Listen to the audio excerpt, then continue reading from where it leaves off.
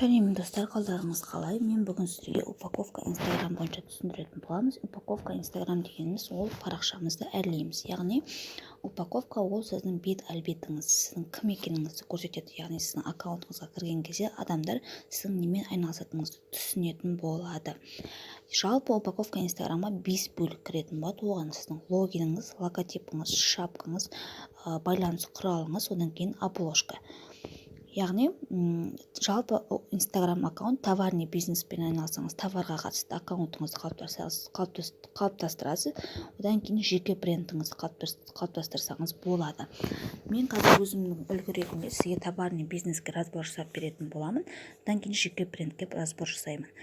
Бірінші логиніңізге, сіздің логиніңіз мысалы қысқа да нұсқа түсінікті болу керек. Егер сіз женская одеждамен айналысатын болсаңыз, мына брендтер сияқты Zara, Prada сияқты қысқа нұсқа болу керек. Я болмаса детская одежда болса, қызыңыздың атымен атайтын болсаңыз, мысалға Aileen Kids деп атасаңыз болады. Я болмаса балалар киімі Baby Shop деген секілді қысқа нұсқа болу керек.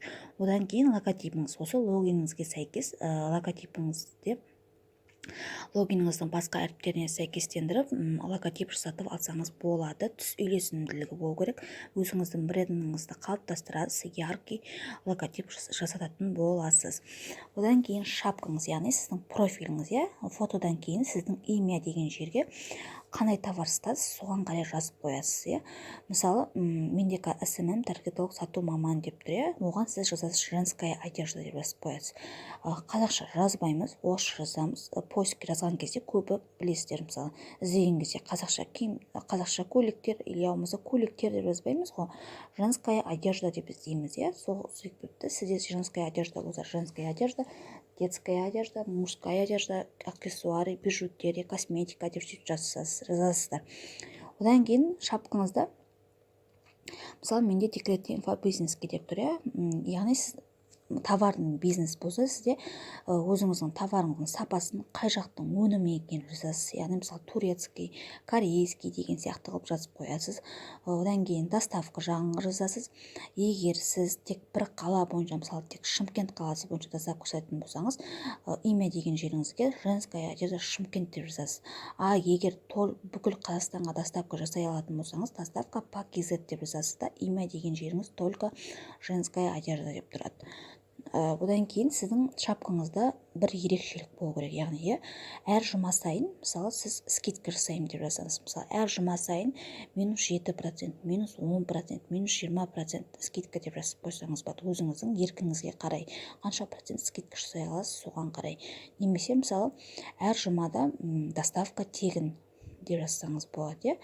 Яғни, сіз өзіңіздің жағдайыңызға қарай жасайсыз ғой, соған қарай өзіңіздің ерекшелігіңізді жазып қоясыз шапкаңызға. Одан кейін байланыс құралы. Сіздің сілтемеңіз, WhatsApp ссылкаңыз болу керек, обязательно. Немесе таплинк сайт жасатсаңыз болады. Таплинк сайтта барлық ақпараттар тұратындай ауқымды бол. Егер оны істемейтін болсаңыз, WhatsApp ссылкаңыз, яғни сразу сөз дайындап, сәлеметсіз, сізге тапсырыс бергім келеді деп осылай ссылкаңызды номеріңізбен дайындап жасайсыз. Оны бөлек тағы да түсіріп салатын боламыз сіздерге. Одан кейін обложкаңыз, актуальный стористеріңізді сохранить етесіз актуальныйға.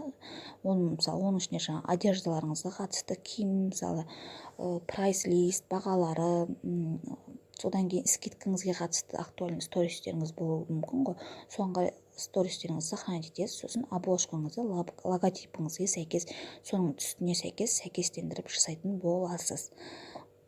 Одан қарай, ары қарай өзіңіздің, яғни киімдеріңізді түсіріп, видеомен, рилспен жасап, өзіңіздің парақшаңызды дамытатын боласыз. Бұл тек упаковкаға, яғни осы жоғарыдағы 5 бөлік кіретін болады. Ары қарай визуалыңызға өзіңіздің косметикаңыз болсын, киімдер болсын, балаларды киіндіріп саласыз. Енді өзіңіздің идеяңызға қарай жұмыс жасайтын боласыз. Одан кейін жеке бренд, жеке бренд, мысалы, мен SMM таргетолог сату маманы өзімнің жеке брендімді қалыптастырғым келеді. Мысалы, ойлаймыз, сіздер блогерлікпен айналысқыларыңыз келеді, әркім өзіңізге қарай. Ең бірінші, сіздің логиніңіз, сіздің кім екеніңізді білдіру керек. Яғни, менің Зәуре екенімді, фамилиям Өмірханқызы екенімді білдіріп тұр. Зәуре.Өмірханқызы деп жазып қойдым. Одан кейін аваңыз, яғни фотоңыз, логотиптің орнына өзіңіздің фотоңыз болады. Жеке брендте өзіңіздің түріңіз, өзіңіздің жеке суретіңіз, яркий, анық көрінетін қоятын фотоңызды қоясыз. Одан кейін имя деген жерге немен айналысасыз, соған қарай жазасыз. Мысалы, сату маманымын ба, сату маманы деп жазып қойдым, иә. Сөйтіп өзіңіз мысалы мұғалімсіз ба, репетиторсыз ба, тағы да инфобизнесменсіз ба, мысалы соған қарай өзіңіздің жазып қоясыз. Кәсіпкерсіз ба, кәсіпкермін деп, мысалы кәсіпкер или предприниматель деп жазып қоясыз, иә. Содан кейін шапкаңыз не үшін сізді қарау керек, сіздің қандай пайдаңыз бар, соған қарай жазасыз, иә. Мен мысалы енді декреттен инфобизнеске көшкенім жөнінде өзіңіздің табысыңызды еселеуге қатысты сосын call to action дейді, яғни қалай байланысу үшін солай жазып қойдым. Төменге қарай сілтемені басу жөнінде call to action, яғни вызов дейді, иә. Адамдарды сізге жазуға, итермелеуге, әрекет жасауға арналған әрекет, соған қарай жазып қойдым. Сосын обязательно WhatsApp ссылкаңыз немесе таплинк сайт, жоғарыда айтқандай өзіңіздің таплинк сайтыңыз жазсаңыз болады. Одан кейін обложкаңыз минимализм, қазіргі уақытта трендте, жалпы минимализмді пайдалансаңыз болады, немесе басқа да менікі секілді нелерді пайдалансаңыз, обложкаларды пайдалансаңыз болады. Бірақ ол сіздің визуалыңызға сәйкес келу керек. Логотипке қарамайсыз, логотипіңіз жоқ сізде, бұл жерде сізде өзіңіздің суретіңіз тұр, визуалыңыз бен обложкаңыз бір-біріне сәйкес келуі керек.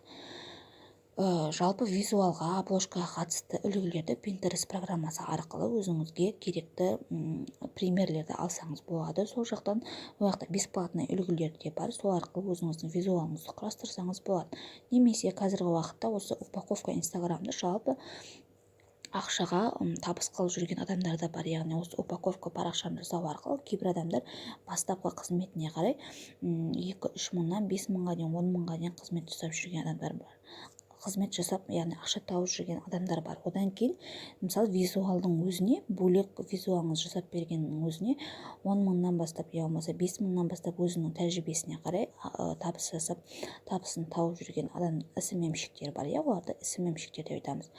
Вообще осы бүкіл сіздің инстаграм, яғни мысалы товарный бизнесті жүргізуге арналған СММщик жалдайтын болсаңыз, оның өзі мысалы 80-100 мыңға бір айға солай табыс тауып, яғни аккаунт жүргізу арқылы ақша тауып отқан жандар бар. Жалпы барлығы түсінікті болды деп ойлаймын сіздерге. Қысқадан нұсқа осылай. Менің аккаунтыма инста аккаунтыма тіркелуіңізді сұраймын. Подписка жасап, лайк басуыңызды өтінемін. Рахмет көп.